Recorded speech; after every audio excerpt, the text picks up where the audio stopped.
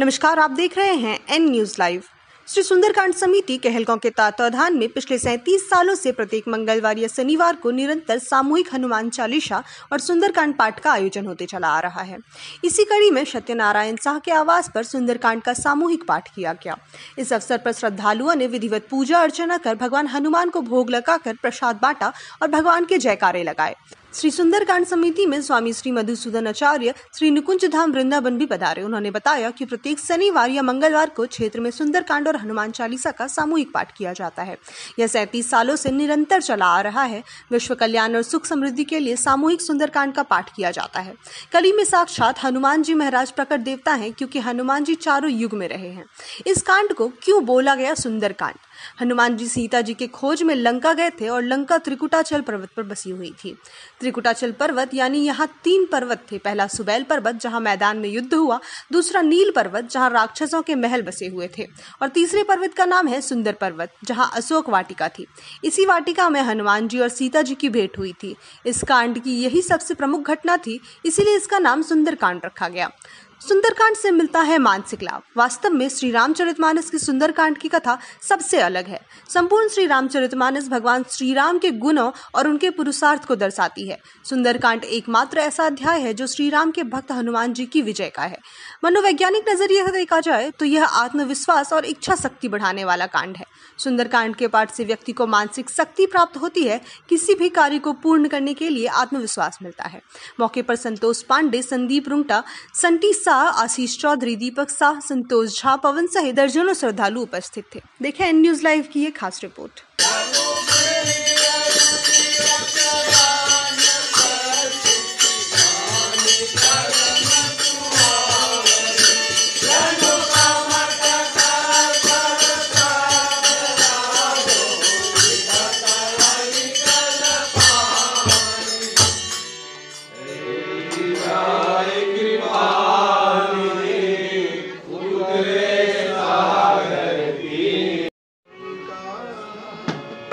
जब ते जार गयो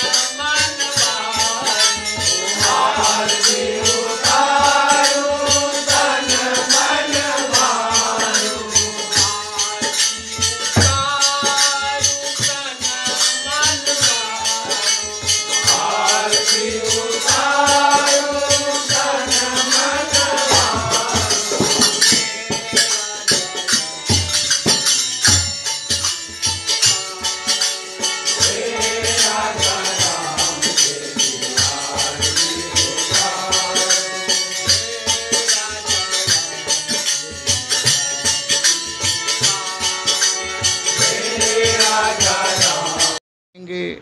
बहुत लोग अपने हृदय पर कलश स्थापित करते हैं, बहुत बात है। तब और सप्तशती में है निराहारो यताहारो तन मनस्को समाहितो। कोई तो कहते हैं हम तो 9 दिन एक तुलसी पत्ता लेके रह जाते हैं, कोई कहते हैं हम केवल गंगा जल पी के रह जाते हैं। उनके इस कहने में कहीं ना कहीं बहुत ज़्यादा वो अंदर में कुछ न कुछ है, अहंकार है, अहम है। तो क्या कहा गया? निराहारो यताहारो तन मनस्को समाहितो। हम आहार लें या निराहार रहें, इससे फर्क नहीं पड़ता। फर्क पड़ता है कि मेरा मन कहाँ है। तन मनस्कता, हम अपना मन भगवती के चरणों में, पराम्बा जगदम्बा के चरणों में 9 दिन के लिए हम समर्पित हो जाएं। हमारा मन, हमारा चित्त, हमारी चित्तवृत्ति, मन चित्त बुद्धि और अहंकार, यह अंतःकरण चतुष्टय है। यह अंतःकरण की व्यवस्था है जिसको हम ही जानते हैं, दूसरा कोई जानता नहीं।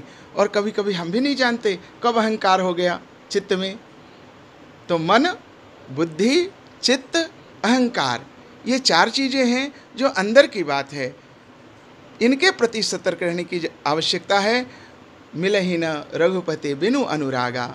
और जब ये 4 चीज़ें हटेंगी, जब हमारे मन में अहंकार किसी बात का नहीं रहेगा कि हे ठाकुर जी आपकी दया हुई, एक तुलसी आपके चरणों तक पहुँची, हे ठाकुर जी एक फूल आपके चरणों तक, हे जगदम्बा, हे माँ आपके गले में जो माला है आपकी दी हुई है, ऐसा जब भाव आएगा, कहीं पर भी अपने आप को हम खड़े नहीं पाएंगे। तू ही तू है, दूसरा कोई नहीं। ईश्वर अंश जीव अविनाशी, चेतन अमल सहज सुख राशि।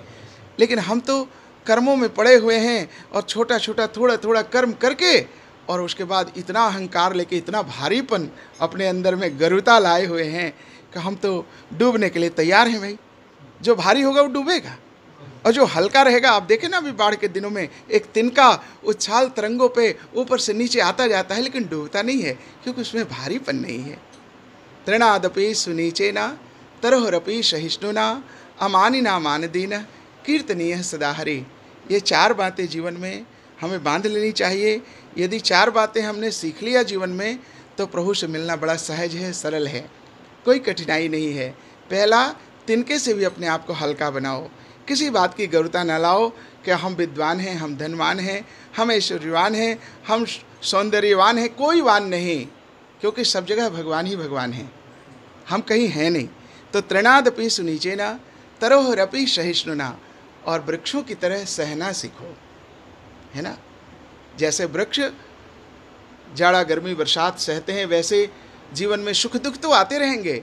हम संसार के सारे कार्य करते हैं, लेकिन जब ठाकुर जी की सेवा की बात आती है, जब भगवत भागवत सेवा की बात आती है, तो उन्हीं कारणों को हम सामने खड़ा करके बहाना बना देते हैं। लेकिन नहीं, सुख और दुख तो आना ही आना है जीवन में। लेकिन ऐसा जो सौभाग्य मिले, कभी भगवत भागवत सेवा की बात आवे, तो हम इन बातों को सामने ना आने दें। सुख दुख को समभाव से लेते हुए, जैसे हमने सुख को स्वीकारा है वैसे ही दुख को स्वीकार करना सीखें, तो हमें कष्ट नहीं होगा, है ना। और तीसरा, अमानिना मान देना।